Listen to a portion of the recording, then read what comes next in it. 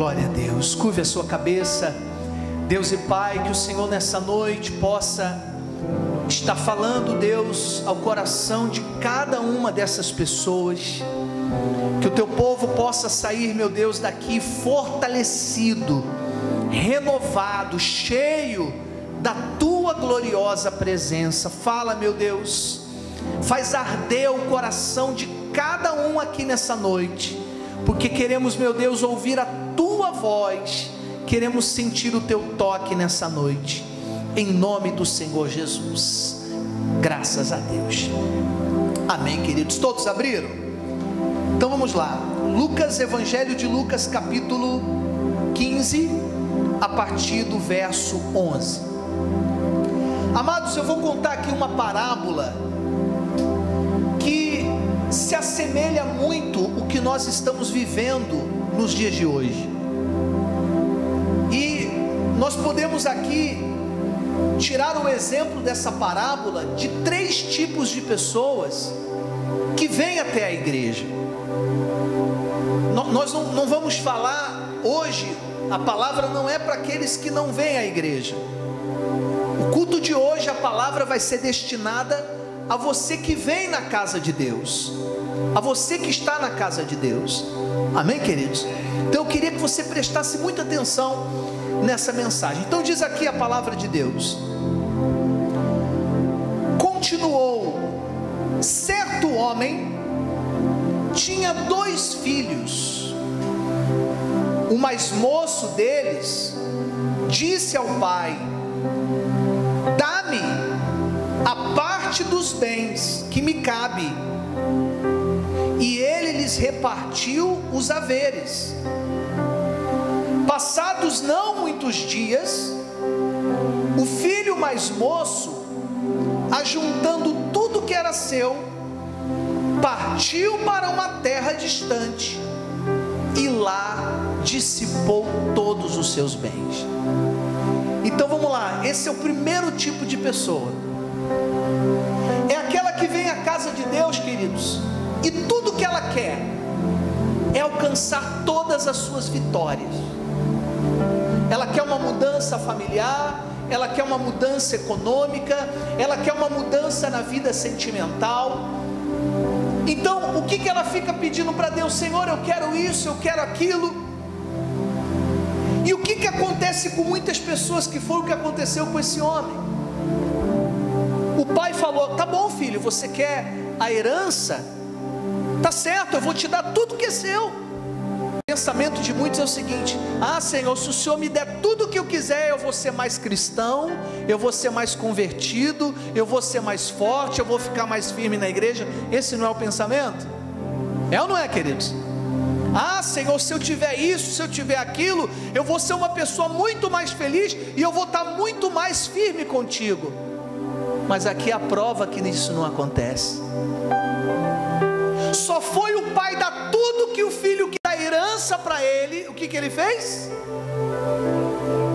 Pegou tudo que o pai deu e saiu da presença de Deus.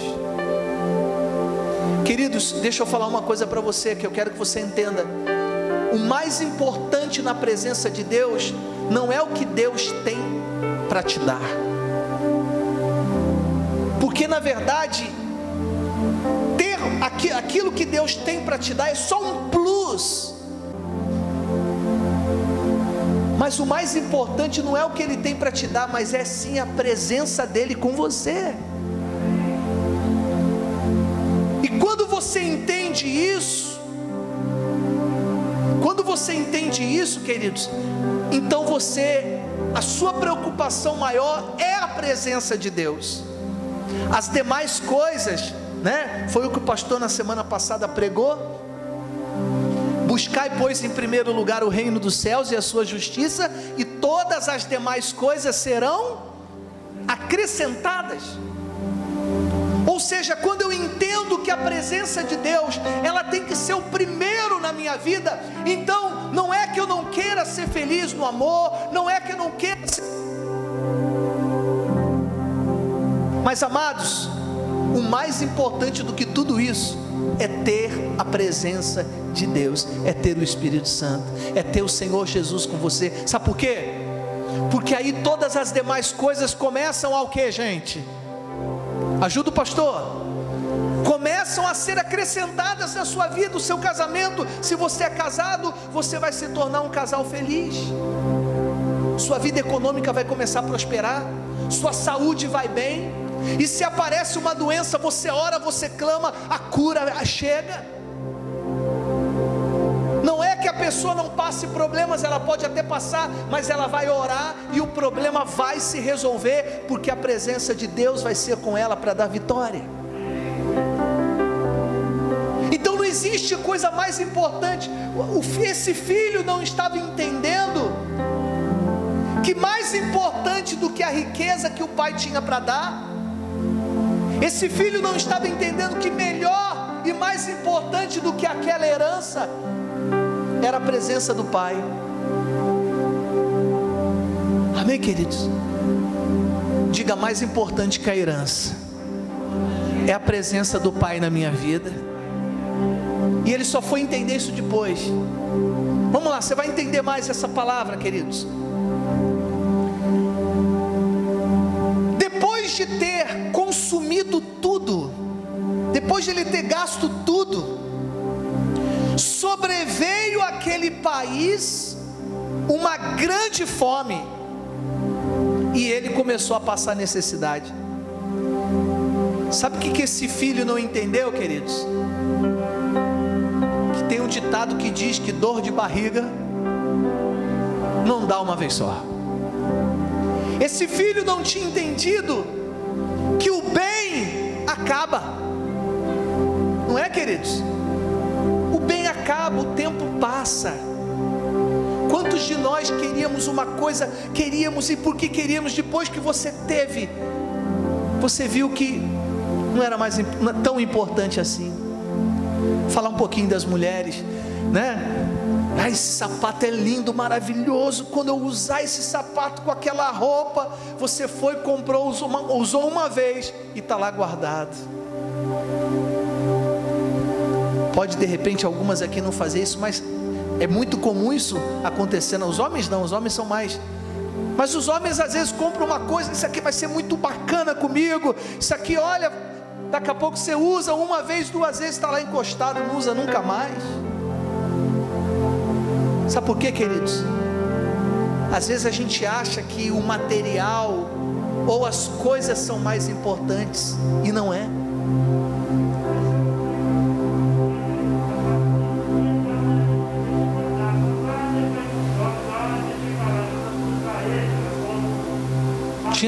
Arrancou a sola toda, tá vendo? Em outras palavras, amados, às vezes a gente acha, né? Esse filho achava o seguinte: quando eu ter a riqueza do meu pai, eu vou ser um jovem feliz, eu vou fazer isso, eu vou fazer aquilo, vou fazer aquilo outro.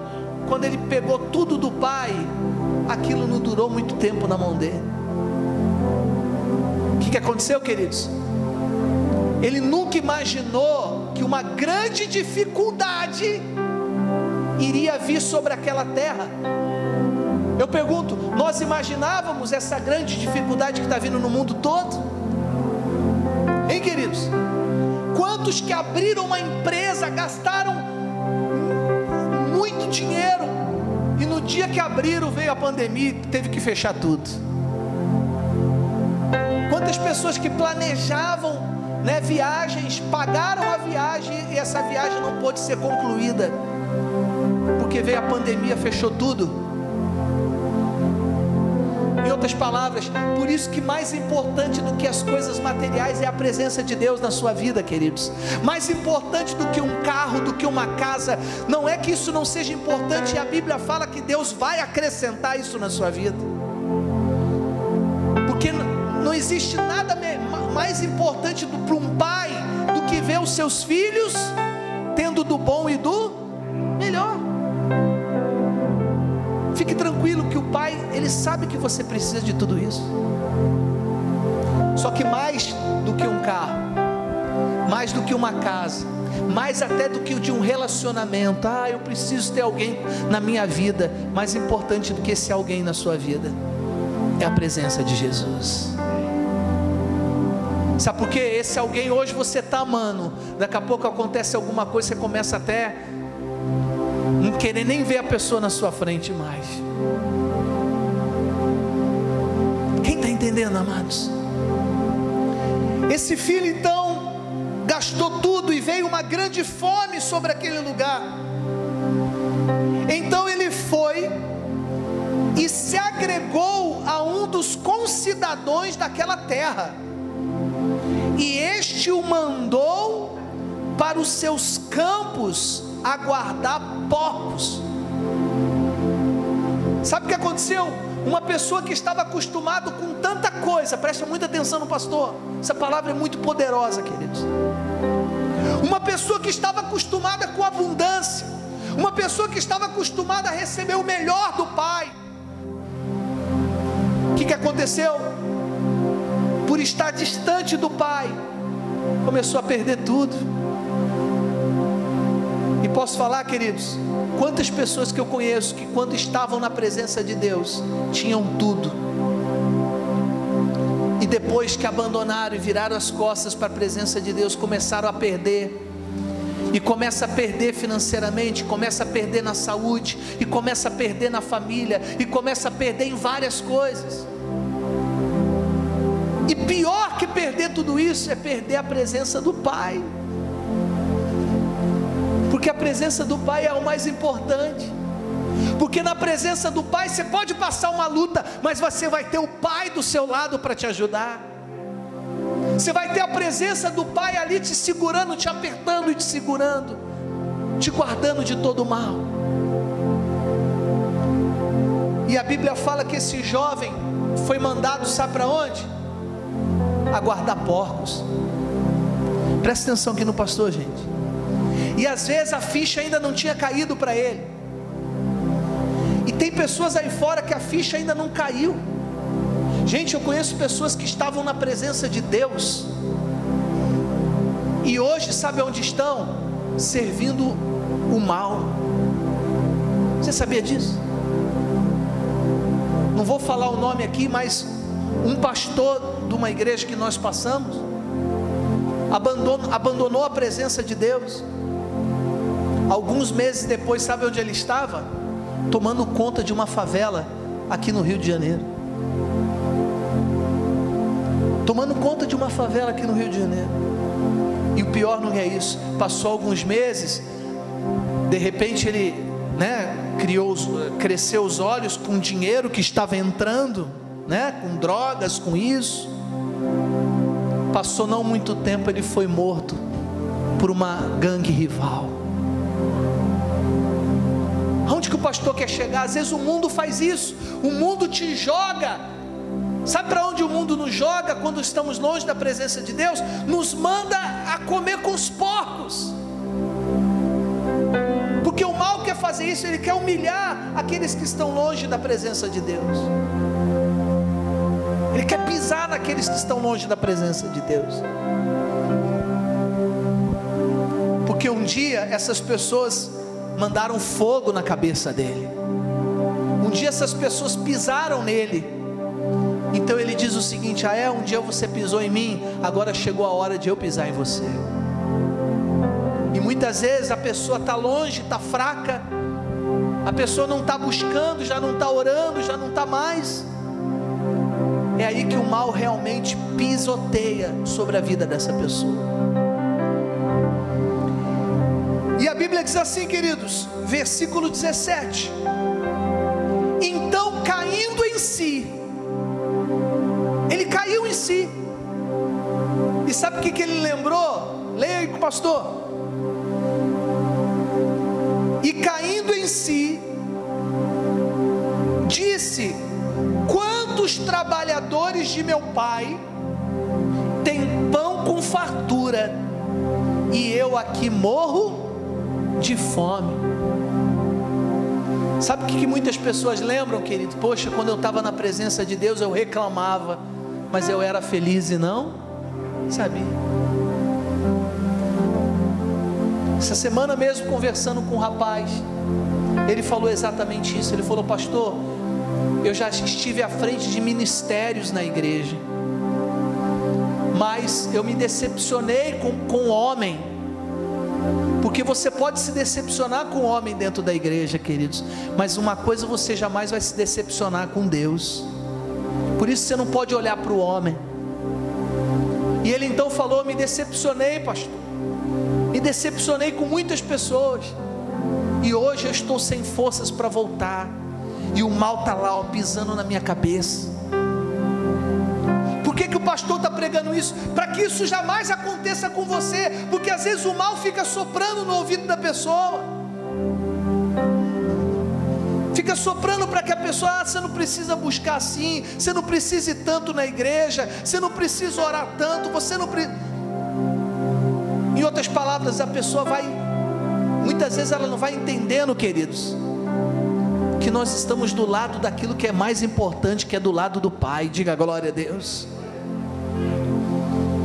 Então, caindo em si, disse: quantos trabalhadores de meu pai têm pão com fartura, e eu estou aqui morrendo de fome.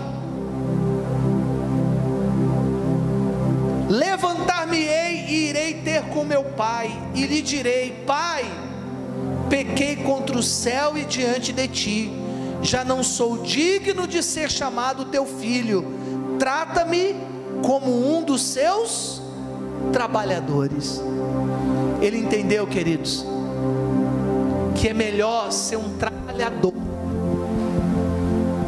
Diga comigo: é melhor ser um trabalhador na casa de Deus, mas estar do lado do Pai, do que de repente ter tudo e estar distante de Deus. Porque o tudo amanhã pode virar, o tudo pode virar nada. Ele tinha tudo, estava com a herança na mão, e da noite para o dia perdeu tudo também. Quantas pessoas que nessa pandemia perderam tudo, gente? Perderam até a família, perderam a saúde, perderam pessoas que ela amava. Por isso que nós precisamos estar firme na presença de Deus.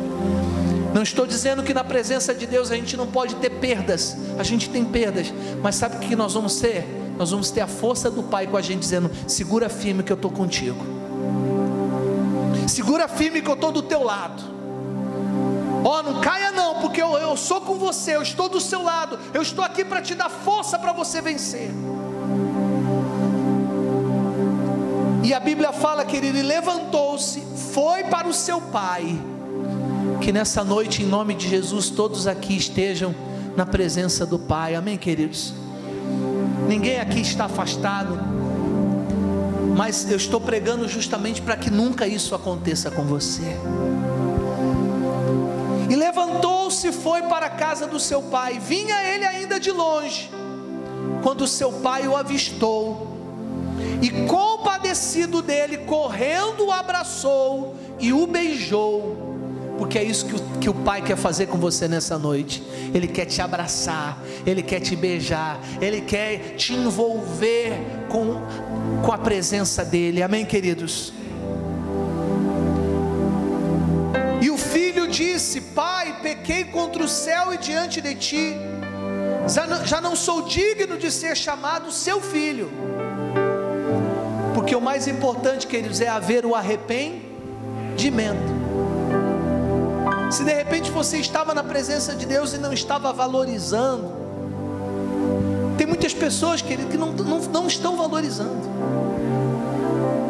Um dia como hoje era para estar todos da igreja na igreja, queridos, exceto alguns que de repente estão trabalhando ou estão com compromissos realmente sérios. Mas tem muita gente que está agora, sabe o quê?